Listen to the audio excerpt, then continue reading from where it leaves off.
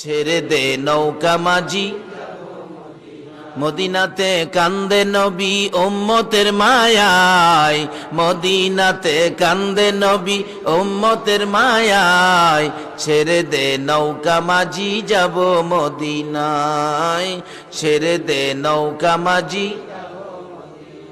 নবী মদিনাতে আছে শুইয়া গুনাহগার উম্মতের মায়া, মদিনাতে আছে শুইয়া গুনাহগার উম্মতের সাহাবিহি ওয়া বারিকা ওয়া সাল্লাম।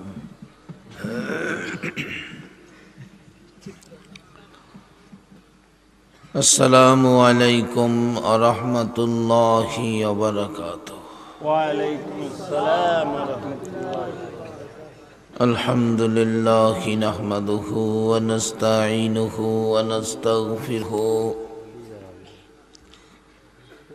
ونستغفره ونؤمن به ونتوكل عليه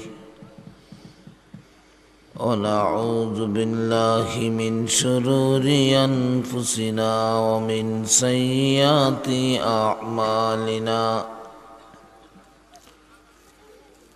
من يهده الله فلا مضل له ومن يضلله فلا هادي له، ونشهد أن لا إله إلا الله وحده لا شريك له، ونشهد أن محمدا عبده ورسوله، فقد قال الله تعالى في كلامه المجيد والفرقانه الحميد: أعوذ بالله من الشيطان الرجيم، بسم الله الرحمن الرحيم.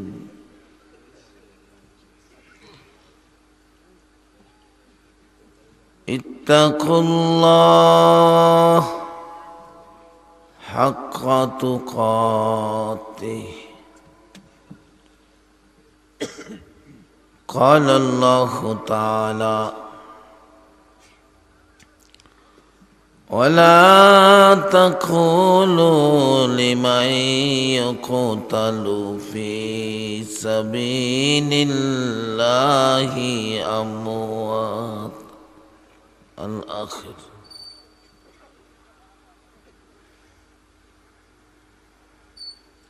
قال الله تعالى: فاتبعوني يحببكم الله ويغفر لكم ذنوبكم والله غفور رحيم. قال رسول الله صلى الله عليه وسلم: كفى بالموت واعظا.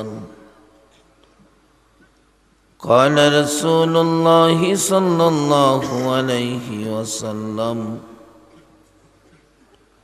من له المولى فله الكل. قال الله تعالى في شان حبيبه صلى الله عليه وسلم: إن الله وملائكته يصلون على النبي يا أيها الذين آمنوا صلوا عليه وسلموا تسليما. اللهم সাল্লি সাইয়্যিদিনা মাওলানা মুহাম্মদ ওয়া আলা আলি সাইয়্যিদিনা মাওলানা মুহাম্মদ আল্লাহুম্মা সাল্লি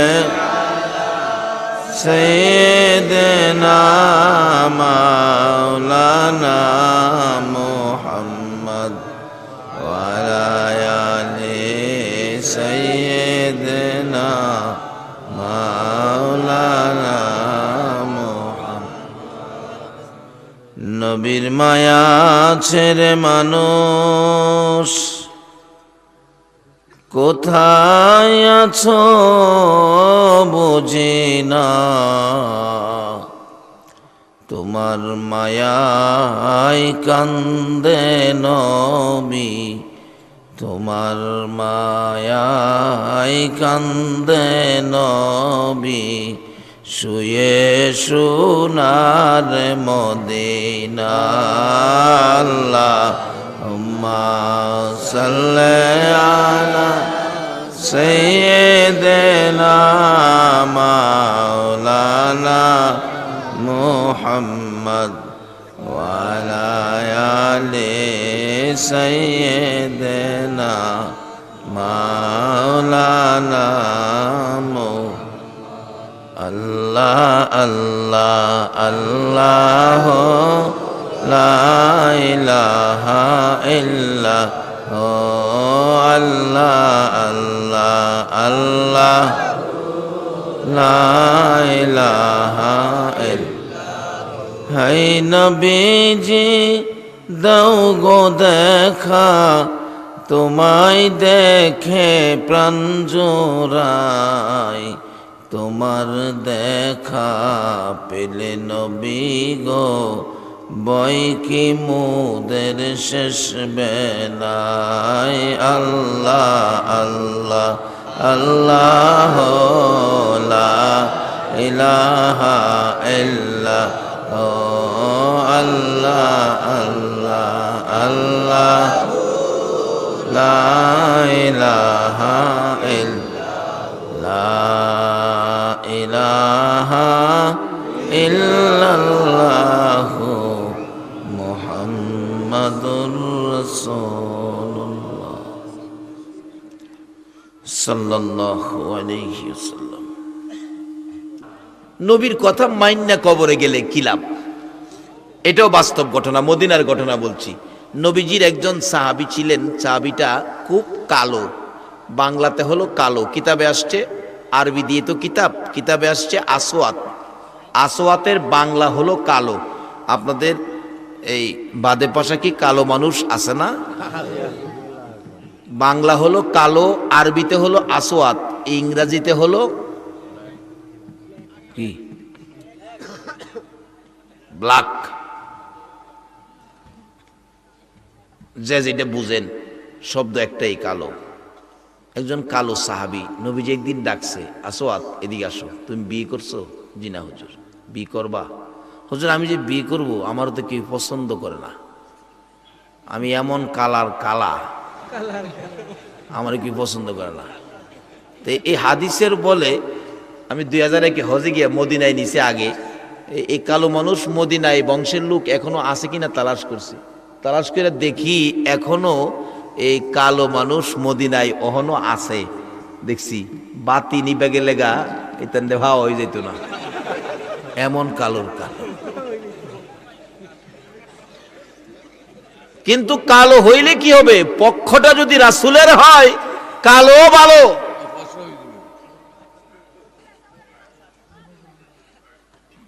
নবীজি বলেন তোমার কেউ পছন্দ করে না? না হুজুর। তাই শোনো, আমি নবী তোমার বিয়ের ব্যবস্থা করব। একটা চিঠি লিখছে, নাও এই চিঠিটা মদিনার বড় বাড়ির মালিক আছে না, বড় বাড়ির মালিকের কাছে দিয়ে দিও। তো বড় বাড়ি আত্মীয় করতো, কে না চায়? যায় দেখে বড় বাড়ির মালিক বাড়ির সামনে বসা। আসসালামু আলাইকুম চাচা। ওয়ালাইকুম সালাম। বাতিজা কি ব্যাপার? নবীজি একটা চিঠি পাঠাইছে। বলো কি, নবীর চিঠি? আচ্ছা, নবীর চিঠির মূল্য আসেনি?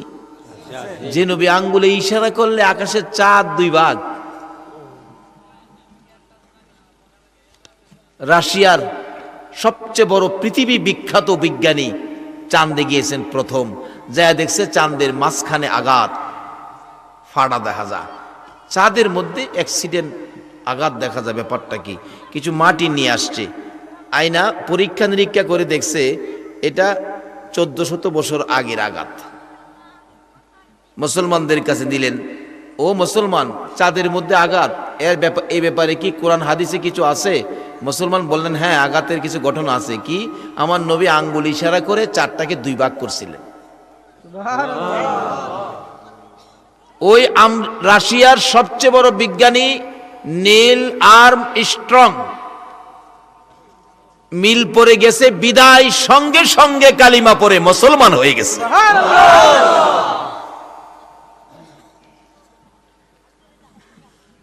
আবারে নবীর চিঠির মূল্য দেন।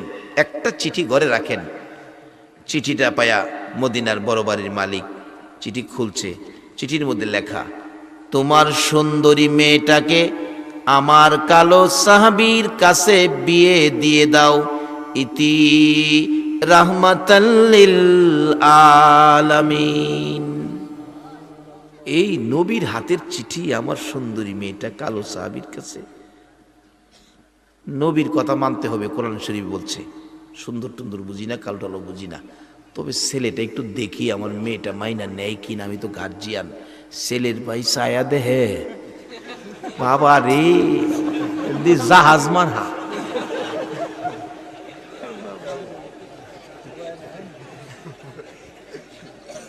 লেখছে যেমন কালো, দেখতেও তো এমনই। আসওয়াত জি, মেয়েটা তো আমার সুন্দর। কিতাব লেখছে মেয়েটা এত সুন্দর ছিল, কিতাবে আসছে মেয়েটার নাম হুরে মদিনা, মদিনার হুর কইয়া ডাকতো বলছে। বাবারে, এই নবীর পক্ষে আসো, ভাগ্য ভালো হবে, আর না হয় কবরে সাপ বিচ্ছু হইব। মেয়েটা সুন্দর, ছেলেটা কালো, মানে কিনা? বাবা আসওয়াত, তুমি পরে আইসো, পরে আইসো, আমি মেয়ের সাথে কথা বলবো, পরে জানাবো। আসওয়াত ভাই সামনে গিয়া কয়, নবী গো, কইছিলাম না আমারে দিয়া হইতো না, আমারে মেয়ের বাপ ওই পছন্দ করে না, আর মেয়ে পছন্দ করে। সত্য ঘটনা, মদিনার ঘটনা বলছি। মেয়েটা দেখতেছে ছেলেটা আইছে, খুশি, কালো হোক সুন্দর মানুষ তো আইছিল, মনটা খুশি গেরা যাইতেছে, মনটা কষ্ট। মেয়ে দৌড়ে আইছে, বাবা ছেলেটা আইছিল বড় খুশি, যাইতেছে মনটা কষ্ট, কি ব্যাপার? মা, এই যে নবী চিঠি পাঠাইছে, তোমার বিয়ের প্রস্তাব ছেলের জন্য, কালো ছেলে, আমি কালো দিককে ফিরাইয়া দিছি। মেয়েটা চোখের পানি ছেড়ে দিছে, বাবা এ কি করলা তুমি? বাবা গো, তুমি এ কি করলা? তুমি কালো আর সুন্দর দা কি করো? সিডিটা পাঠাইছে কে, হেটা দেখলা না?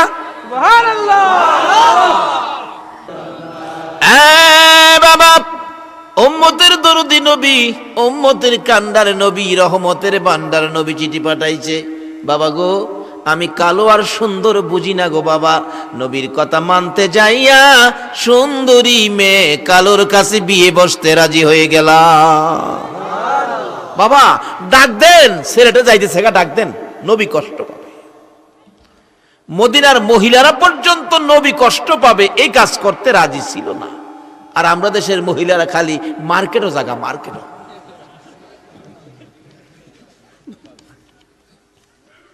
যাও, কয়দিন যাইবা? একদিন তোমার কালো চুল সাদা হবে, মাগো একদিন তোমার এই সুন্দর চামড়া ঢিল হয়ে যাবে। যেই ঘরে রঙের শাড়ি পরে বউ হইয়া ঢুকছো, এই ঘর থেকে তোমাকে সাদা কাফন দিয়া বাইর করে দিবে। নবীর পক্ষে আসো। মদিনার সুন্দরী মেয়ে বলতেছেন, বাবা আমি রাজি, নবীর কথা মানতে যাই, ডাক দেন। আসওয়াত জি, এদিকে আসেন। মেয়ে তো আমার রাজি হইছে। আসওয়াত বলে, আল্লাহ মালিক, আল্লাহর ইচ্ছাই হইছে। তো বাবা আজকে বিয়ে হইলে মহারানার টাকা তো দরকার, মহারানার টাকা মেয়েদেরকে দেওয়া লাগে না? এখন উল্টা হইছে, মেয়েরা দেউল লাগে ছেলেরা দেয়। তার কারণ হলো নবীর কথা মানে না।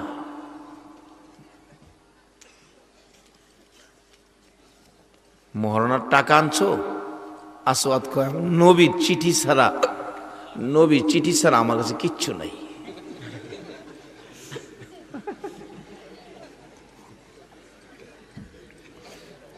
যে নবীর ভালোবাসায় এত কিছু করছে, এ নবীর চিঠি থাকলে আর লাগে কিছু?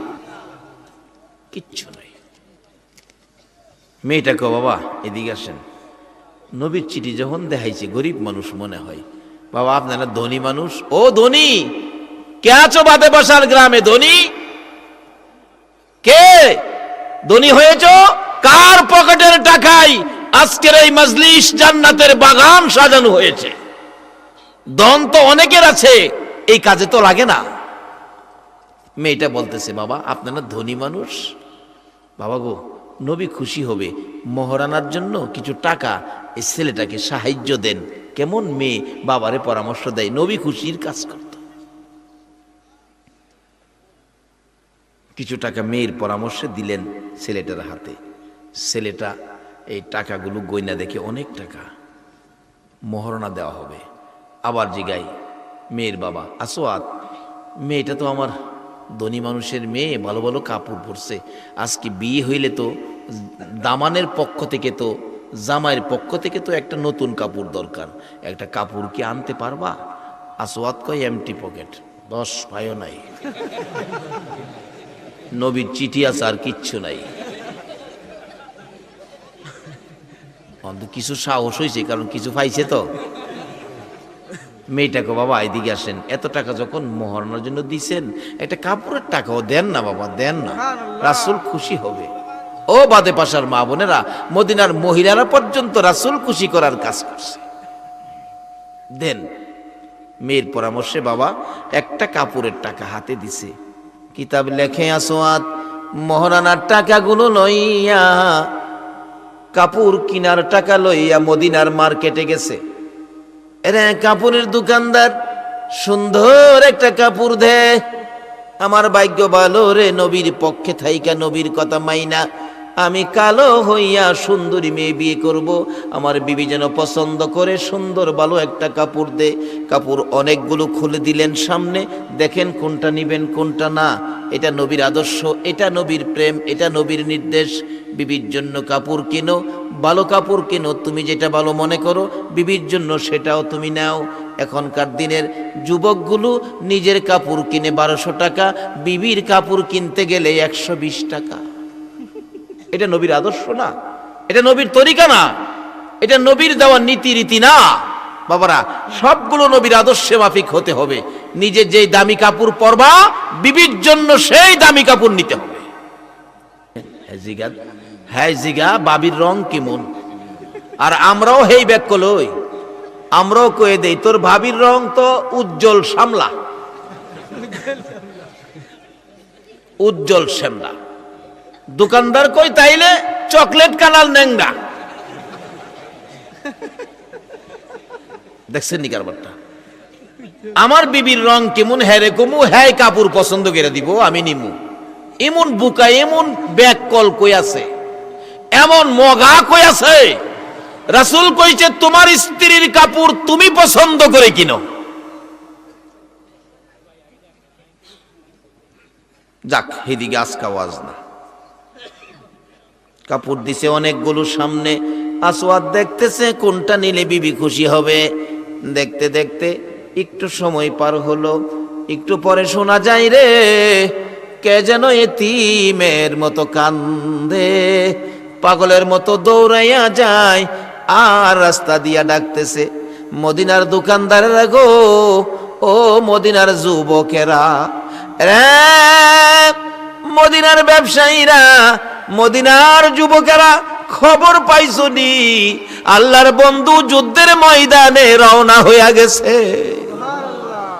সঙ্গে সঙ্গে দোকানদারেরা দোকান বন্ধ করে দিয়েছে, সঙ্গে সঙ্গে যুবকেরা খেলার মাঠ থেকে খেলা বন্ধ করে দিয়েছে, ব্যবসায়ীরা ব্যবসা বন্ধ করে দিয়েছে।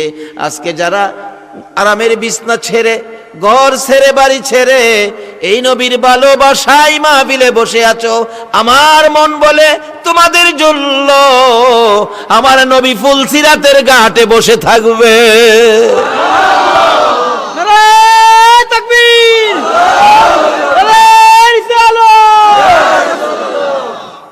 বাবারা ভাইয়েরা, আমার নবীর পাগল যুবকগুলো বাড়িতে যাইয়া যুদ্ধের পোশাক পরে তরবারিটা হাতে লইয়া মার পায়ে সালাম করছে, মাগো ও মা বিদায় দাও গো মা, আমার নবী বলে যুদ্ধের ময়দানে রওনা হয়ে গেছে, মা দেরি করো না, না জানি কাফের বেঈমানের আমার নবীর গায়ে আঘাত করে, মা বিদায় দাও গো, দেখা হবে হাসরের ময়দানে। দোকানদারেরা দোকান বন্ধ করে দিলেন।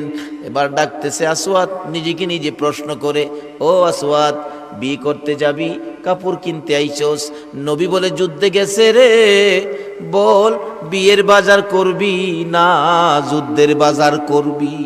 নিজেকে নিজে প্রশ্ন করলে আসওয়াতের মন ফয়সালা দিয়ে দিলেন, বিয়ের বাজার করব না, যুদ্ধের বাজার করে যুদ্ধে যাব।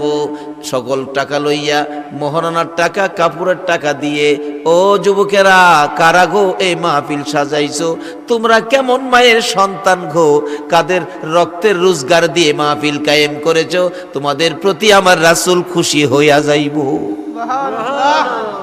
ওই আসওয়াদ বিয়ের বাজারের টাকা, মোহরানার টাকাগুলো দিয়ে একটা যুদ্ধের বাজার তরবারি কিনে আমার নবীর পিছে পিছে ওই যুদ্ধের ময়দানে, উহুদের ময়দানে যাচ্ছে আর ডাকতেছে, ইয়া রাসূলুল্লাহ, ইয়া হাবিবাল্লাহ, ইয়া রাসূল, বলুন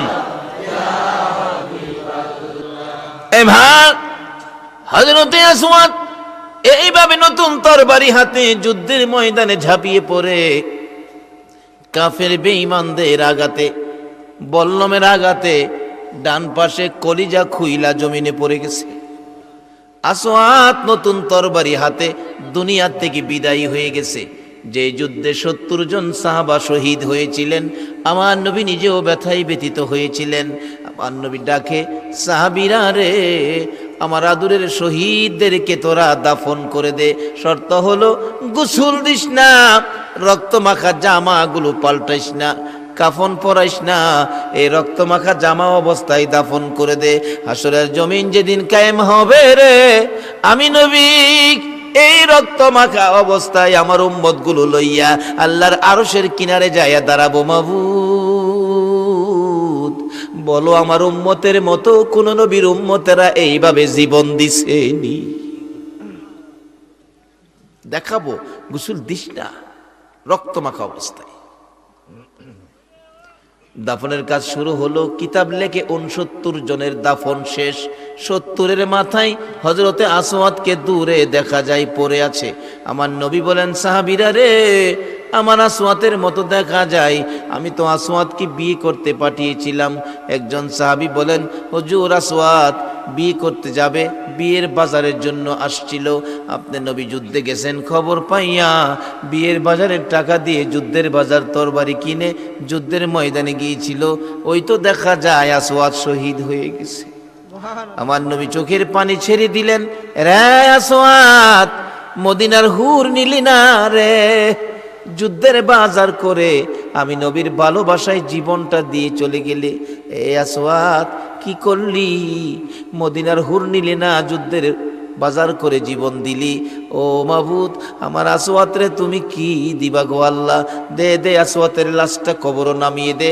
আমার নবী আসওয়াদের কবরের পাশে দাঁড়িয়ে আছে, লাশটা নিয়ে আসতেছে, কবরের পাশে দাঁড়াইয়া নবীজি মুস্কি মুস্কি হাসতেছে। সাহাবীরা জিজ্ঞাসা, ইয়া রাসূলুল্লাহ, এই কবরের পাশে মুস্কি মুস্কি হাসতেছেন কারণ কি জানতে চাই?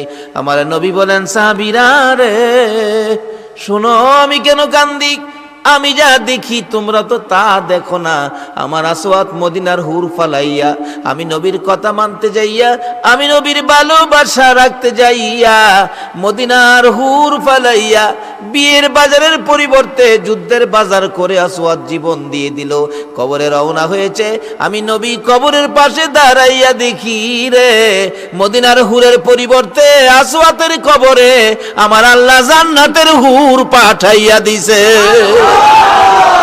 নারায়ে তাকবীর, নারায়ে রিসালাত। এই নবীর কথা মতো চলতে পারলে বলুন, কবরে গেলে সাপ বিচ্ছু কবরে থাকতে পারবো নি? ফাতেমাও অপরক হয়ে গেলেন, বাবা তো মাথা উঠায় না। অবশেষে শেষ মানুষ শেষমেশ একটা চিন্তা করে, তো দেখি আমার বাবার উম্মতের ব্যথায় কান্দে। শেষ দাবি, দুইটা হাত তুলছে, আল্লাহ আমি ফাতেমা, আমার এতিম বাবা কান্দে, আমার সহ্য হয় না।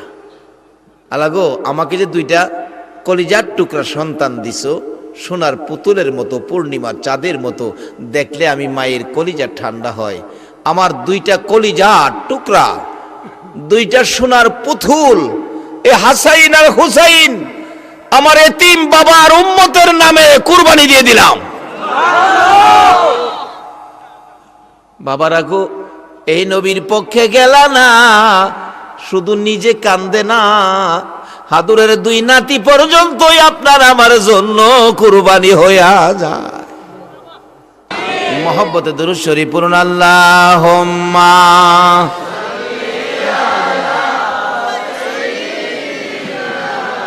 মাওলানা মুহাম্মদ ওয়ালা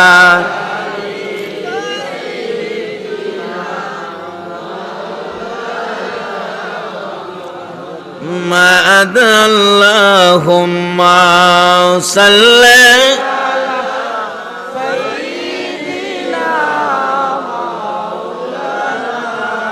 মুহাম্মদ ওয়ালা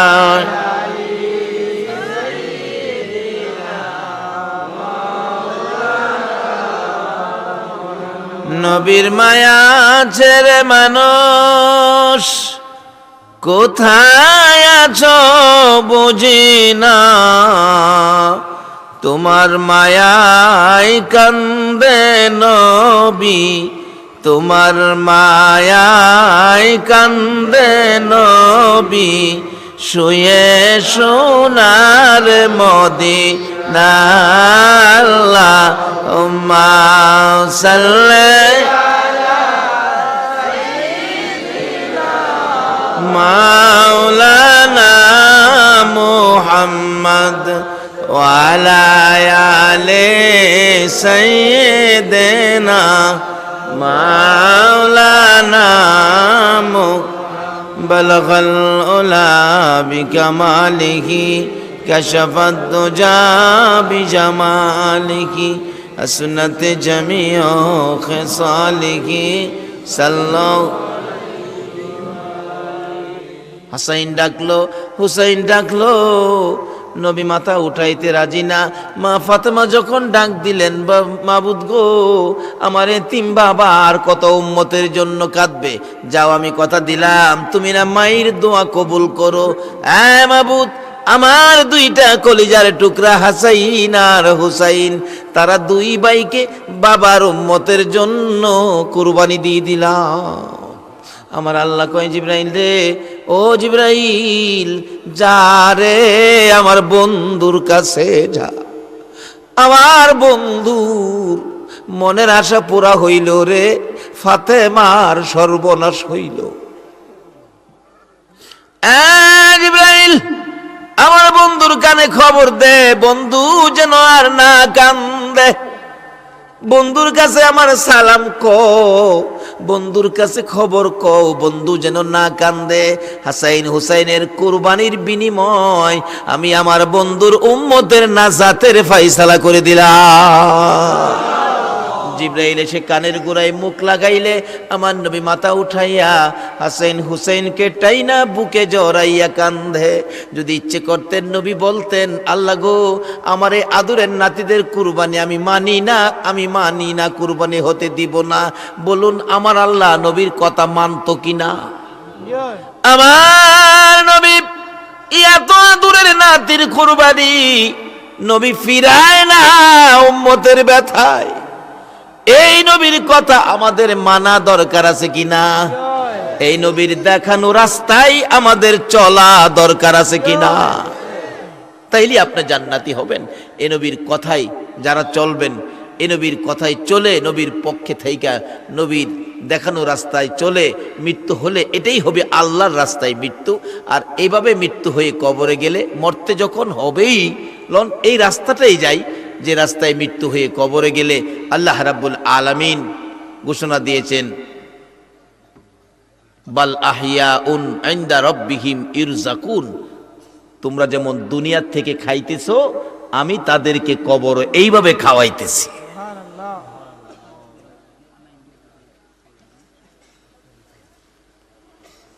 বাবারা, এই দুনিয়াটা কয়দিনের? আমাদের আগে যারা আসছিল সব চলে গেছে, আমরা যারা আসি আমরাও একদিন নাকি থাকবেন? থাকবেন কই? যে বাড়িঘর বানাইছেন, এই বাড়িঘরের প্রতি তো মুরব্বীরা আগেকার দিনে রাত্রে জিকির পড়তো, এই দুনিয়া মুসাফির খানা, কত মানুষ আইলো গেল রইল না। বানাইলেন ঠিক, কিন্তু থাকতেন না তো। আচ্ছা বাস্তবে আসুন, আল্লাহ না করুক আজকের প্যান্ডেলে আমরা যারা উপস্থিত, যদি যে কোনো ব্যক্তি, যদি যে কোনো একজন যদি মৃত্যু হয়ে যায় প্যান্ডেলের ভিতরে, বলুন লাশটা কি এখানে রাখবো? সবাই মিলে বাড়িতে নিত না কাঁধে করে? আচ্ছা বাড়িতে নিয়া জীবিত অবস্থায় যেই বিছানাটাই যায় শুয়া কম্বল গায়ে দিয়ে ঘুমাইতেন, আপনার লাশটা কি সেই বিছানায় নিয়ে শোয়াবে? ঘরের ভিতরেই নিত না, বারিন্দার থইব, বারিন্দার বাত্তিরাও নিবাইতো না, ভয় করব। আমার বিছনা, আমার ঘর, আমার শুইতে দিবে না, এমন একটা সময় আমাদের প্রত্যেকের একদিন আসবে কিনা বলুন? এই চিন্তা পড়লে আগিলা মুরব্বীরা কাঁদছে, কি বলে, বাবারে আমরা আগে যারা আইসিন তারা চলে গেছে, আমরারও যাওয়ার বিষয় পড়ছে, শুধু ফ্লাইট ডেটটা বাকি। এটা কোন ফ্লাইট? সৌদি এয়ারলাইন্সের ফ্লাইট না, বাংলাদেশ বিমান না, এটা মসজিদ এয়ারলাইন্সের ফ্লাইট। প্রত্যেকটা মসজিদে দেখেন একটা সাইড ফায়া ফ্লাইট আছে। এটা এমন একটা নিষ্ঠুর ফ্লাইট, সৌদি এয়ারলাইন্সের ফ্লাইট, কাতার এয়ারলাইন্সের ফ্লাইট, বাংলাদেশ বিমান যাত্রী নেয় আবার আনে, কিন্তু মসজিদের কোনার যে ফ্লাইট, হ্যাঁ খালি যাত্রী নেয়, ফিরার আনে না। এটা ফিরে আনে না। এই দিনটা আমাদের প্রত্যেকের সামনে আছে কিনা কন্ত? কিন্তু যাইবেন যে সঙ্গে লইছেন কি? নবীর উম্মত হইছেন নি? আল্লাহরে খুশি করার কিছু কাজ করছেন নি? কবরে শান্তি পাওয়ার কিছু কাজ করছেন নি? যে কবরে যাবেন, কবরে কিন্তু কেউ যাবে না মাটিয়ে বুঝাইতেছে তোর মতো পাপীকে আমি রাখবো না। পাকিস্তানের ঘটনা। ইমাম সাহেব ছিলেন আল্লাহর ওলি মানুষ, ও ওলির দেশের মানুষ, আল্লাহ তোমাদের হায়াত দেখ। তোমাদের জন্ম সিলেট, সারা দেশের মানুষ সিলেটের মাটিকে পর্যন্ত শ্রদ্ধা করে। আজকে সকালেই শুনলাম আমার দাদা পীর সাহেব, উনি নাকি সিলেটে আসলে জুতা পায়ে দিয়ে হাঁটতেন না, এটা শাহজালালের দেশ। আজকে শুনলাম কথাটা।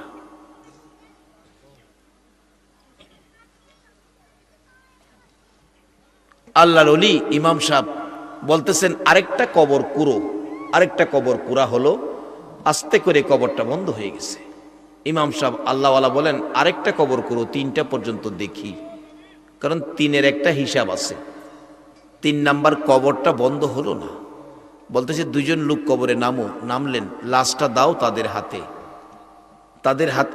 লাশটা দিবার আগে কবর থেকে দুইটা লোক ডাকতেছে, হুজুর লাশ পাঠায়েন না, আপনি এসে দেখেন কবরের অবস্থা কি। আল্লাহর ওলি বলেন, আমি কবরের পাশে গিয়ে দেখি 2-2.5 হাত লম্বা লম্বা কালো রঙের বিচ্ছু কবরটা ভরে গেছে। বলুন এই ঘর আমাদের প্রত্যেকের সামনে বাজেট আছে কিনা?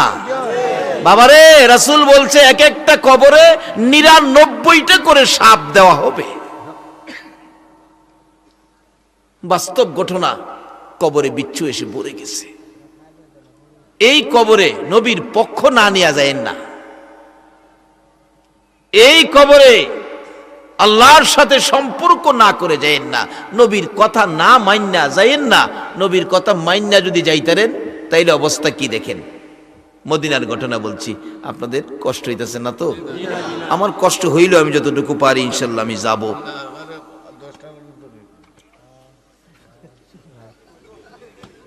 দেখছেন নি? হ্যাঁ, দিনের 10টা বেটা, দেখছেন নি? আল্লাহ হায়াত দেখ, আল্লাহ হায়াত দেখ। দিনের 10টা পর্যন্ত শুনবো, তাইলে বোঝা গেল কোরআন হাদিসের আলোচনা শুনতে ভালো লাগে। আপনারা কনফার্ম হন, যাদের কোরআন হাদিসের কথা, আল্লাহ রাসূলের কথা শুনতে ভালো লাগে, আপনারাই জান্নাতি হবেন। অর্থাৎ ভালো কাজ যাদের কাছে ভালো লাগে, ভালো কাজ যাদের কাছে ভালো লাগে, ভালো কাজ যাদের কাছে ভালো লাগে, তারাই জান্নাতি। আর ভালো কাজে যারা আসতে চায় না, ভালো কাজ ভালো লাগে না, তাদের কপাল পোড়া। মুহররমের চাঁদ, বলুন কিসের চাঁদ? আসুন আমি শেষ দিক মুহররমেই যাব, কারবালায় যাব। এক কবরে সাপ বিচ্ছু, পাকিস্তানের ঘটনা। মদিনার ঘটনা, কবরে জান্নাতি হুর।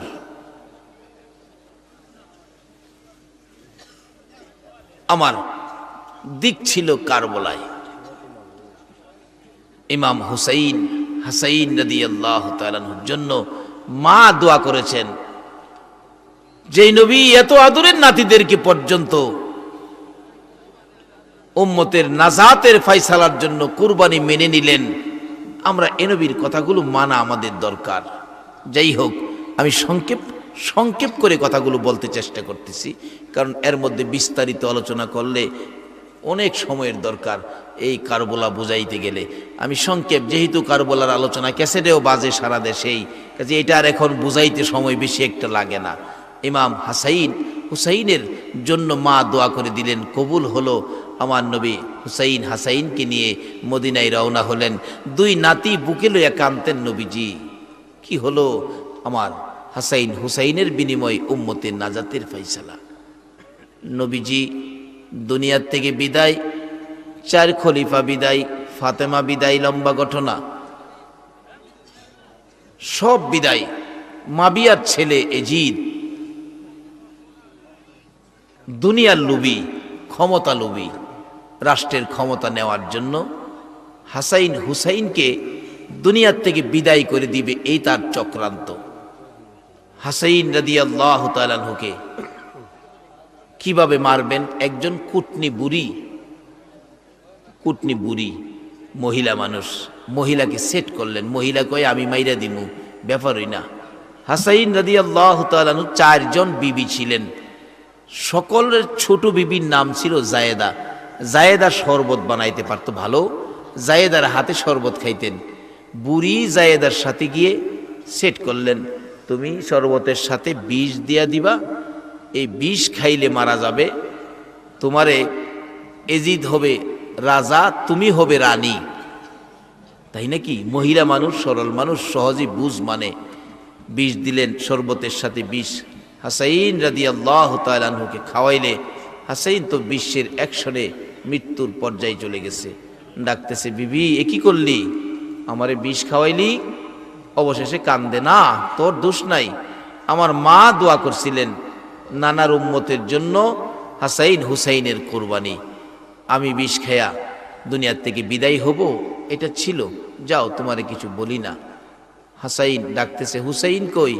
আমার ভাই হুসাইনকে খবর দাও। কাছে গিয়ে ডাকতেছে, ভাই তোমার এই অবস্থা কে করেছে?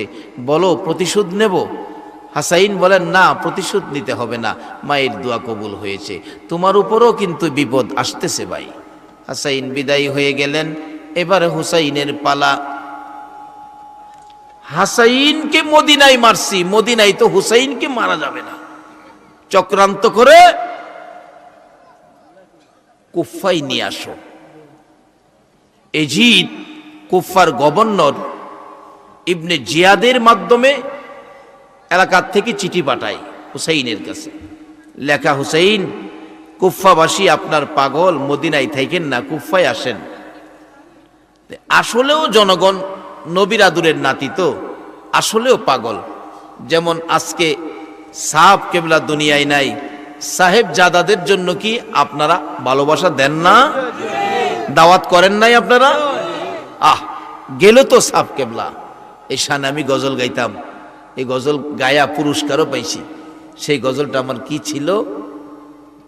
কি মায়া লাগাইয়া গেলা ফুল তুলি বাবাই, কি মায়া লাগাইয়া গেলা ফুল তুলি বাবাই, সিলেটে বাসি কান্দে বাবা আর নিয়াসি বাই, সিলেটে বাসি কান্দে বাবা আর নিয়াসি বাই, কি মায়া লাগাইয়া গেলা ফুল তুলি বাবাই, হাইরে কি মায়া লাগাইয়া গেলা।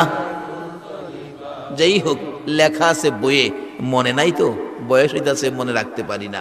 যাই হোক, এই মায়া তো এখন সন্তানের উপর আছে। আজকের মাহফিলও তো ওনার এক সাহেবজাদার দাওয়াত দেখলাম, উনি কি আসছিলেন? নিশ্চয়ই আপনাদের মাহফিল বরকতে পরিপূর্ণ। যাই হোক, এবার হুসাইনের প্রতি চিঠি, কুফায় আসেন। হুসাইন মুরব্বীদেরকে দেখাইলেন, এত চিঠি কুফার থেকে আসে, আমি কি করব? মুরব্বীরা বলেন, হুসাইন, কুফার চিঠির রং ভালো, তরবারির ব্যবহার ভালো হবে না, কুফায় যায়েন না। এত চিঠি আইছি, কি করব? তাহলে পরীক্ষা করে দেখি, আমাদের পক্ষ থেকে একটা লোক পাঠাই কুফায়, যদি আমাদের লোকের ব্যবহার ভালো করে তাহলে আপনাকে পাঠাবো। কে যাবেন? একজন দাঁড়াইলেন, কিতাব লেখে, যার নাম মুসলিম বিন আকিল। মুসলিম বিন আকিল যাবে কুফায়, তার দুইটা ছেলে 12 বছর 13 বছর, মোহাম্মদ ইব্রাহিম, সোনার পুতুলের মতো চেহারা। দুইটা ছেলে বলতেছে, বাবা মা নাই, আমরা কই থাকবো, আমরাও আপনার সঙ্গে যাব। 3 জন কাফেলা করে পৌঁছলেন কুফায়। 30,000 মানুষ হুসাইনের নামের উপর বাইয়াত গ্রহণ করলেন, মুরিদ হইলেন। চিঠি লিখলেন মুসলিম বিন আকিল, হুসাইন কুফায় আসেন, মদিনার থাইকেন না, আপনার জন্য এলাকা পাগল। চিঠি পাইয়া হুসাইন 6 মাসের শিশু আলী আসগর সহ মেয়ে পুরুষ মিলে 72 জনের কাফেলা করে রওনা হলেন, কুফায় যাবেন। যেই রওনা হয়েছে, এদিক দিয়ে মুসলিম বিন আকিলকে এজিদের পক্ষ থেকে ইবনে জিয়াদ কতল করে দিছে। 2টা বাচ্চাকেও 3 দিনে খুঁজা বাইর কইরা, 2টা বাচ্চাকেও জব করে মাথাটা রাইখা বডিটা পুরাত নদীতে ফেলে দিছে। মাথা লইয়া যায় পুরস্কারের জন্য এজিদের দরবারে। ওই লোকটার নাম, কিতাব লেখে, তার নাম ছিল হারেস, নিদয়া নিষ্ঠুর হারেস। কচি 2টা বাচ্চার গলা কাইটা মাথা নিয়ে গেছে পুরস্কারের জন্য। এইদিকে ইমাম হুসাইন কারবালায় পৌঁছলেন, বিকাল হয়ে গেল। সঙ্গীরা বলেন, হুসাইন এখন আর কই যাব, রাত্র হয়ে যাবে, আমরা এই জায়গাটার মধ্যে থাকি, তাবু গাড়ো। তাবু গাড়তে গেলে গাছগাছরাই আঘাত করলে রক্ত মতো লাল লাল কি যেন বাহির হয়। সঙ্গীরা ডাকতেছেন ইমাম হুসাইনকে, ও হুসাইন, ব্যাপার কি বুঝি না, গাছগাছটার ডালপালা কাটলে রক্তের মতো কষ বাহির হয়। হুসাইন বলেন, ব্যাপার কি আমিও তো বুঝতেছি না, জিগাও জায়গাটার নাম কি? এলাকার লোকদেরকে ডাইকা জিজ্ঞেস করলেন জায়গাটার নাম কি। লোকেরা বলেন জায়গাটার নাম হলো কারবুলা। ইমাম হুসাইন চোখের পানিগুলো জর্জর করে ছেড়ে দিলেন। সঙ্গীরা, তাবু গাড়ো রে, তাবু গাড়ো, এখানেই থাকতে হবে। হুসাইন কারবালা ছেড়ে যেতে পারবে না। তাবু গেড়ে রাত্র হলো, সকাল হবার আগে আগে দেখে এজিদি সৈন্যরা হুসাইনের নিরস্ত্র নিরপরাধ 72 জনের কাফেলাকে 30,000 সৈন্য, মতান্তরে 4,000 সৈন্য ঘেরাও করে ফেলেছে। এই যদি সৈন্যরা ঘেরাও করে ঠাট্টা মস্কারি করে, মেয়েদেরকে টিটকারি মস্কারি করে। হুসাইন বলে, কি ব্যাপার, আমরা তো বেড়াইতে আইছি, তোমরা এরকম করতেছো কেন? যুদ্ধ করো। যুদ্ধ করবো কেন? আমরা তো বেড়াইতে আইছি। না, যুদ্ধ করতে হবে। তাইলে আমরা মদিনায় যেতে দাও, আমরা মদিনায় যাইগা। কয় না। কুফায় যেতে দাও, কুফায় যেতে দেওয়া হবে না। তাইলে এইদের কাছে নিয়ে যাও, তাও হবে না। যুদ্ধ করো। যুদ্ধ করবো কেন? আমরা বেড়াইতে আইছি, যুদ্ধ করবো না। নিরীহ নিরপরাধ এই মুসলমানের উপর আজকে এই অত্যাচার চলছে। ইসরায়েলি বাহিনী ফিলিস্তিনের জমিনে এইভাবে নিরস্ত্র নিরপরাধ মুসলমানদেরকে গুলি করে পাখির মতো মারতেছে।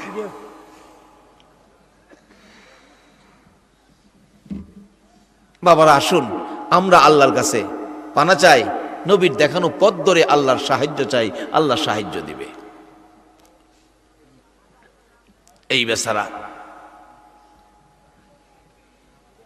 ডাকতেছে, হুসাইন বারবার বলতেছে, আমরা যুদ্ধ করতে আসি নাই তো। এইভাবে 1 দিন 2 দিন 3 দিন পর্যন্ত পানি আটকাইলেন, খাবার আনতে দেয় না, গর্তে বাহির হইতে দেয় না, না খায়া ক্ষুধার্ত, পানি নাই, পিপাসিত, মরুভূমির গরম অসহ্য, কলিজা শুকাইয়া গেছে।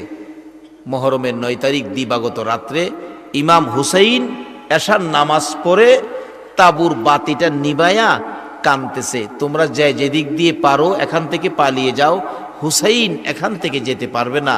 আমার নানা বলেছে, নানার উম্মতের জন্য আমি কারবালায় শহীদ হব। সারা রাত কান্দাকান্দি হলো। বাতি জ্বালালেন শেষ রাত্রে, হুসাইনকে রেখে কেউ গেলেন না। সকালবেলা ফজরের নামাজ পড়ে, সুবহানাল্লাহ বলুন, জীবন যাবে, সৈন্যরা বসে আছে মারার জন্য, এরপরও হুসাইন ফজরের নামাজ ছাড়ে না। আমরা কেউ মারতে আসে না, তারপরেও আমরা ফজরের নামাজ পড়ি না। শান্তি আসবে কোত্থেকে? বাবারা, নামাজ পড়তেই হবে, আমরা আখিরি নবীর উম্মত। ফজরের নামাজ পড়ে কোরআন শরীফ নিয়ে বসছেন, কোরআন পড়বে। এমন সময় হুসাইনের বিবি 6 মাসের শিশু আলী আসগরকে কোলে নিয়ে বলতেছে, স্বামী গো, এই বাচ্চাটারে পানি না খাওয়াইলে এখন মরে যাবে। হুসাইন তাড়াতাড়ি করে নিয়ে যাইতেছে আর ডাকতেছে, এই যদি সৈন্যরা, এই বাচ্চাটা কোনো দোষ করছে না রে, তোদেরও তো এই বাচ্চা আছে, তোরা দয়া করে বাচ্চাটাকে একটু পানি খাওয়া, না আমার বাবা মরে যাবে, বাচ্চাটা আমার মরে যাবে, একটু পানি খাওয়াও। দূর থেকে একটা এরিদি সৈন্য তীর মারছে হুসাইনকে লক্ষ্য করে। তীর হুসাইনের গায়ে না লাইগা 6 মাসের শিশু আলী আসগরের কলিজা ছেদ্র করে বুকে ঢুকছে, পিঠ দিয়া বেরিয়ে গেছে। আলী আসগর বাবার মুখের দিকে তাকাইয়া জিহ্বাটা বাহির করে দিছে, চোখগুলো যেন উল্টে গেছে, কাঁদতেছে, চোখের পানি ঝরতেছে। বাবারে বুঝাইতে চাইতেছে, বাবা গো, মার কাছে বলে দিও মা যেন না কান্দে। আমি আলী আসগর মার কুলে আর যাইতে পারলাম না, মারে বলে দিও মা যেন না কান্দে। আর একটা কথা মারে বলে দিও, বাবা আলী আসগর আর জীবনে পানি খাবে না। ও মুসলমানেরা, এইভাবে নবীর আওলাদ গুলো দুনিয়ার থেকে বিদায় হয়েছে। এই নবীরে কষ্ট দিও না, নবীর পক্ষ ছাইরো না, আমার আল্লাহ খুশি হবে না। মহরমের চাঁদ রে, ও মহরমের চাঁদ, মহরমের চাঁদের হাকিকত আসুন আমরা তালাশ করি। লম্বা ঘটনা সংক্ষেপ করে দিলাম। কোলে নিয়ে তাঁবুতে ফিরলে এই অবস্থা দেখে 18 বৎসরের পালুয়ান আলী আকবর ডাকতেছে, মা আমার ভাইকে এই অবস্থা কে করেছে? এই যদি সৈন্যরা সঙ্গে সঙ্গে তরবারি নিয়ে বেরিয়ে গেলেন। যুদ্ধ শুরু হলো মহরমের 10 তারিখ। আলী আকবর পিপাসিত হয়ে যুদ্ধক্ষেত্র থেকে তাঁবুতে ফিরে আসছেন। মা, 1 গ্লাস পানি যদি খাওয়াইতে পারো গো মা, কথা দিলাম আমি আলী আকবর কারবালার সকল এজিদি সৈন্য আমি কতল করে দিব। মা বলেন, আলী আকবর রে, পানি যদি থাকতো তোর ভাই কি তীর খায়া মরতো? মার পায়ে সালাম করলেন। আলী আকবর, মাগো ও মা বিদায় দাও গো, যে রাস্তায় আমার ভাই বিদায় হয়েছে আমাকেও বিদায় দাও, দেখা হবে হাসরের ময়দানে। এইভাবে আলী আকবর শহীদ। পুরুষ বলতে যারা ছিল সবাই শহীদ, মাত্র 2 জন বাকি, ইমাম হুসাইন আর জয়নাল আবদিন। ইমাম হুসাইন ডাকতেছে, জয়নাল আবদিন গো তুমি যাইও না, তুমি যদি শহীদ হয়ে যাও নবীর বংশের বাতি কে জ্বালাবে। ইমাম হুসাইন মহরমের 10 তারিখ যুদ্ধক্ষেত্রে নেমে গেলেন। চারদিক থেকে আক্রমণ। ও মহরমের চাঁদ, তুমি আবার আইলা গো নবীর আশেকদের চোখে পানি নামাইতে। ইমাম হুসাইন জুমার দিন যুদ্ধক্ষেত্রে তীরের আঘাত, বল্লমের আঘাত, রক্ত জড়তে জড়তে দুর্বল হয়ে গোড়ার থেকে নিচে পড়ে গেছে। সীমার বুকের উপর বসে গলায় ছুরি চালাবে, ডাকতেছে ইমাম হুসাইন, এরে সীমার, আমার নানা বলছে তুই আমার গলা কাটবি। সীমার রে, আজকে জুমার দিন আমার 2 রাকাত জুমার নামাজ পড়ার সুযোগ দে, নামাজের পর আমার গলাটা কাটবি। সীমার সুযোগ দিলে ইমাম হুসাইন 2 রাকাত নামাজ পড়ে প্রশ্ন আসবে, এত বিপদ হুসাইন কেন নামাজের সময় চাইলেন? নবীর উম্মতেরা গো, হুসাইন এটাই বুঝাইয়া গেলেন, আমার নানা বলেছে গরিবের জন্য হজ হলো জুমার দিন। রে বরকতপূর্ণ জুমার জামাত যেন কোনো উসিলাতে না ছাড়ে। কেউ কেউ হয়তো বলবে হুসাইন নবীর নাতি হইয়া জুমার নামাজ পড়ে নাই, আর মৃত্যু লগ্নে জুমা হারা হইয়া কবরে যাইতে চাইলেন না। হুসাইন ডাকে, 2 রাকাত নামাজের সময় দে, আমার জীবন যাবে জুমার নামাজ ছাড়বো না। নবীর আদুরের উম্মতেরা গো, হাসরের ময়দানে জান্নাতি যুবকদের সর্দার হবে হাসাইন আর হুসাইন। যারা ইচ্ছা করে জুমার 3টা জুমার নামাজ ছেড়ে দিয়েছো, হাসরের ময়দানে হাসাইন হুসাইনের নেতৃত্বে তোমার জান্নাতে যাওয়া হবে না। জীবন যায় জুমার নামাজ ছাড়তে রাজি না। সময় দিলে জুমা 2 রাকাত নামাজ আদায় করে তাশাহুদের মধ্যে বসা ছিল। প্রত্যক্ষদর্শীরা বলেন, ইতিহাসে আমরা চারদিক দাঁড়িয়ে আছি, হুসাইন নামাজে বসা তাশাহুদ পড়তেছে। এমন সময় কাছাকাছি বসে বসে এজিদি সৈন্যরা তীর মারে রে। কোন তীর ডান দিক দিয়া ঢুকে কলিজাটা ছেদ্রু করে বাম দিক দিয়া বেরিয়ে যায়, কোন তীর সামনে দিয়ে ঢুকে পিছন দিয়ে বেরিয়ে যায়। তাশাহুদের মধ্যে নামাজের ভিতরে এইভাবে মারতে মারতে নবীর আদরের নাতি হুসাইনের কলিজায় 72টা তীর লাগাইয়া দিছে। হুসাইন নামাজ শেষ করে তীর খোলার জন্য তীরে ধরে টানতেছে। প্রত্যক্ষদর্শীরা বলেন, একটা তীরে ধরে টান দেয় হুসাইন, ব্যথায় ব্যতীত হইয়া থরথর করে কাঁপে। মারে ডাক দেয় না, বাবারেও ডাক দেয় না, একটা চিৎকার মেরে ডাক মারে, নানা নানা গো তুমি কই গো নানা। এইভাবে 3টা ডাক দেওয়ার পর নবীজির একজন নিরীহ সাহাবী ছিলেন, সে বলেন, আমি অবস্থা দেখে বেহুশ হয়ে ময়দানে পড়ে গেলাম। স্বপ্নের মতো দেখতেছি আমার নবী সেই ডাক শুনে গো, আর মদিনার রওজায় নাই। নবী পাগল পাগল হইয়া কানতে কানতে কারবালার জমিনে পৌঁছে গেছে। সকালে রওনা হব। একটা পাদ্রী তাওরাত, জাবুর, ইঞ্জিল কিতাবের আলেম পাদ্রীর বাড়ির কাছে যাই আবদার করলেন, পাদ্রী সাহেব আপনার বাড়িতে থাকতে দেন, আমরা সকালে চলে যাব। থাকেন। কোত্থেকে আসছো তোমরা? কারবালার থেকে আসছি। কি করেছো? যুদ্ধ করেছি। কার সাথে? ইমাম হুসাইনের সাথে। পাদ্রী একটা চিৎকার মারলেন, রে যদি সৈন্যরা কি করলি রে?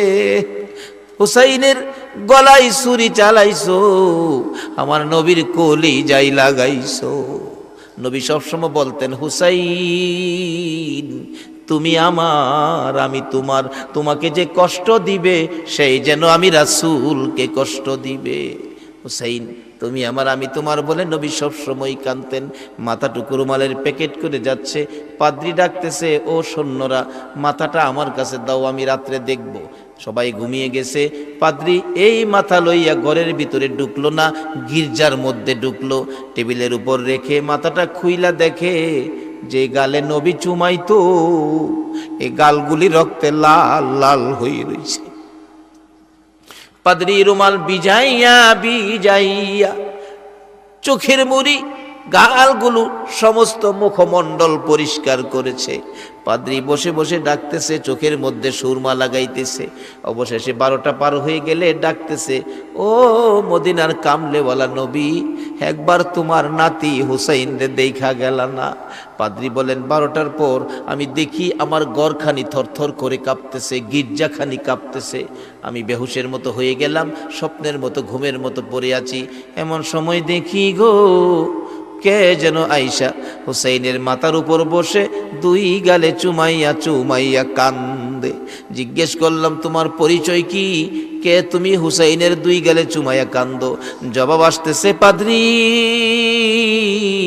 আমারে চিনলি না রে, আমি হুসাইনের নানা রে, আমি রাহমাতুল লিল আলামিন। পাদ্রী বলেন, আর একটু পরে দেখি সোনালী রঙের একটা পাখির মতো সাদা আবরণ এসে মাথায় বসে 2 গালে চুমাইয়া কান্দে আর ডাকে, রে হুসাইন, সময় থাকতে কারবালায় গেলি না। জিজ্ঞেস করলাম, তুমি কে, এইভাবে কাঁদতেছো? জবাব আসতেছে, পাদ্রী চিনলি না? আমি শেরে খুদা, আমি আল্লাহর বাগ হযরতে আলী। 3য় নাম্বারে বেহুশের মতো ঘুমের মতো পড়ে আছি। দেখি সোনালী রঙের একটা পাখি, গলায় সোনার বেরি, পায়ে সোনার বেরি, মাথায় সোনার মুকুট। আয়েশা হুসাইনের মাথায় বসলো না, গালেও চুমা দিল না, টেবিলের নিচে গলাকাটা মুরগির মতো লাফায়া লাফায়া কাঁদতেছে। জানতে চাইলাম, তুমি কে গো, এইভাবে কান্দো, পরিচয় দাও। আওয়াজ আসতেছে, পাদ্রী আমারে চিনলি না? আমি হুসাইনের মা ফাতেমা। এই বলে পাদ্রীর ঘুম ভেঙ্গে গেলে পাদ্রী ঘুম থেকে উঠে যাইয়া দেখে মাথার জায়গায় মাথা পড়ে আছে। সকাল হলো, রাত্র শেষ হলো, ডাকতেছে, এই দিদি সৈন্যরা মাথাটা কোথায় দিয়ে দাও, আমরা দামেস্কে চলে যাই। পাদ্রী বলেন, না না, আমার জীবন থাকতে এই মাথা আমি দিব না। প্রয়োজন হলে আমার সন্তানের মাথা কাইটা দিব রে, না হয় আমার নিজের মাথা দিব, হুসাইনের মাথা দিব না। আজকে পাদ্রী খ্রিস্টান হইয়া হুসাইন আদুরের নাতির মর্যাদা দেয়, আমরা উম্মত হইয়া মর্যাদা দিতে রাজি না। বাবারা ভাইয়েরা, এইভাবে লইয়া দামেস্কে যাইয়া দেখেন হুসাইনের মাথাখানি দামেস্কের জমিনে কবর দেওয়া হয়েছে। এইভাবে রক্ত দেওয়ার মূল কারণ হলো নবীর উম্মতের জন্য নাজাত। জুমার দিন হুসাইন একটা আদর্শ। ও বাবা যুবকেরা, তোমাদেরকে দিয়ে গেলেন, জীবন যায়, হুসাইন জুমার নামাজ ছাড়লো না। আসুন আমরা ওই দিন থেকে একটা আদর্শ নেই, জুমার নামাজ আমরা ছাড়বো না। আর একটা আদর্শ হলো নবীজির কথা মানবো, যেই নবী আদুরের নাতিদয়কে পর্যন্ত আমাদের নাজাতের জন্য কুরবানি মাইনা নিয়েছে। আল্লাহ যেন কবুল করেন। সকলেই দোয়ায় শরীক হন, আল্লাহুম্মা আমিন। রব্বানা যালামনা আনফুসানা ওয়া ইল্লাম তাগফির লানা ওয়া তারহামনা লানাকুনান্না মিনাল খাসিরিন। রব্বিরহামহুমা কামা রাব্বায়ানি সাগীরা। রব্বুল আলামিন জান্নাতের বাগানে বসে জান্নাতি মেহমান লইয়া আমি গুনাহগার তোমার শাহী দরবারে হাত বাড়াইছি। মাবুদ, আব্দুল গফুর রহমতুল্লাহ আলাইহির স্মরণে ইসলামী সুন্নি মহাসম্মিলনে আমরা যারা হাত বাড়াইছি, আমাদের তামাম জিন্দিগির গুনাহগুলো ক্ষমা করে দাও। মাবুদ গো, ক্ষমা যদি না করো গো আল্লাহ, এই গুনাহ লইয়া যদি কবরে ঢুকি, গজব কবরের আযাব আমরা কেমনে সইব? সাপ বিচ্ছুর কামড় আমরা সইতে পারবো না। মাবুদ, একটা টাকা ঋণ থাকতে, একটা গুনাহ আমলে থাকতে আমাদেরকে সাদা কাফন পরাইও না। আজকের মাহফিলে যাদেরকে নিয়ে হাত বাড়াইছি, আমি জানি না এই শীতের মধ্যে এত রাত পর্যন্ত যারা বসে আছে, কার মনে জানি কি ব্যথা রে, কি জানি দুঃখ রে, কার মনে জানি দুঃখ বাবা নাই, কার মনে জানি দুঃখ মা নাই, মা নাই। যার মা নাই এই অভাবটা কি দিয়া পুরা হবে রে আল্লাহ। যার বাবা নাই এই অভাব কি দিয়া পুরা হবে রে আল্লাহ। যারা মায়ের অভাবী, বাবার অভাবী, আজকের মাহফিলের উসিলাই, মহরম চাঁদের উসিলাই, ইমাম হুসাইনের কারবালার জমিনের তাজা রক্তের উসিলাই ওই সকল মা বাবার কবরগুলো জান্নাতের বাগান বানাইয়া দাও। মাবুদ গো, মা বাবা যার দুনিয়াতে আছে হায়াত বাড়িয়ে দাও। মা বাবা কেমন জিনিস বুঝার তৌফিক ছেলে মেয়েদেরকে দান করে দাও। ইয়া আল্লাহ, দাদা দাদি, নানা নানি, শ্বশুর শাশুড়ি, আলিয়া উলাদ, বংশধর্ময় মুরব্বী, পাড়া প্রতিবেশী, খানদানবাসী, মহব্বতী যারা কবরে, মাহফিলের উসিলাই সকলের কবর জান্নাতের বাগান বানাইয়া দাও। হ্যাঁ মাবুদ, খাস করে আজকের এই সমাজ কল্যাণ পরিষদ, এই সংস্থার সকল সদস্যগণকে তোমার মায়ার হাতে দিলাম গো আল্লাহ, তাদেরকে তুমি কবুল করে লও আল্লাহ। সংগঠনের সকলের বংশ থেকে যারা কবরে চলে গেছে, মা বাবা, দাদা দাদি, নানা নানি সহ আত্মীয় স্বজন, বংশধর সকলের কবর মাহফিলের উসিলাই জান্নাতের বাগান বানাইয়া দাও। মাবুদ, এই সংগঠন কর্তৃক আয়োজিত এই মাহফিল তোমার কুদরতি হাতে দিয়ে গেলাম। কিয়ামত পর্যন্ত এই মাহফিল তুমি কায়েম রাখো গো আল্লাহ। মাহফিলের উসিলাই কাল কিয়ামতে নবীর গুদারায় উঠাইয়া ফুলচিরাতের ফুল পার করে দিও গো আল্লাহ। ইয়া আল্লাহ, খাস করে আমাদের মধ্যে যারা অভাবী, অভাব দূর করে দাও। যারা বিমার শেফা করে দাও। যারা অভাবী, অভাব দূর করে দাও। যারা ব্যবসা করে ব্যবসায় বরকত দাও। যারা চাকরি করে পদোন্নতি দান করে দাও। যারা গৃহস্থী করে করবে জমির ফসলে বরকত দিয়ে দাও। যারা বিদেশ থাকে, অনেকে বিপদে আছে, সকল বিদেশি ভাইদেরকে বিপদ মুক্ত করে নেক হায়াত বাড়াইয়া দাও। রুজি রোজগারে বরকত লাগাইয়া দাও। রোজগার শেষে দেশের ছেলে দেশে ফিরাইয়া দিও গো আল্লাহ। মাবুদ, যারা লেখাপড়া করে লেখাপড়ায় বরকত দাও। যারা পরীক্ষা দিতেছে দিবে কামিয়াবি দান করে দাও। খাস করে আমরা যারা হাত বাড়াইছি, আমরা সকলকে একদিন দয়ার নবীরে স্বপ্নে দেখাইয়া দিও গো আল্লাহ। নবীজিকে স্বপ্নে না দেখাইয়া এই মাহফিলের কাউকে তুমি সাদা কাফনের প্যাকেটে ঢুকাইও না মাবুদ। যারা এই মাহফিলের সাহায্য সহযোগিতা করেছে, বুদ্ধি পরামর্শ দিয়েছে, টাকা দিয়েছে, গরু দিয়েছে, চাউল দিয়েছে, সকলকে তুমি নেক হায়াত বাড়াইয়া দাও। রুজি রোজগারে বরকত লাগাইয়া দাও। হায়াত যদি না বাড়াও গো, তোমার নবীর গোলামীর মাহফিল কেমনে করব গো আল্লাহ।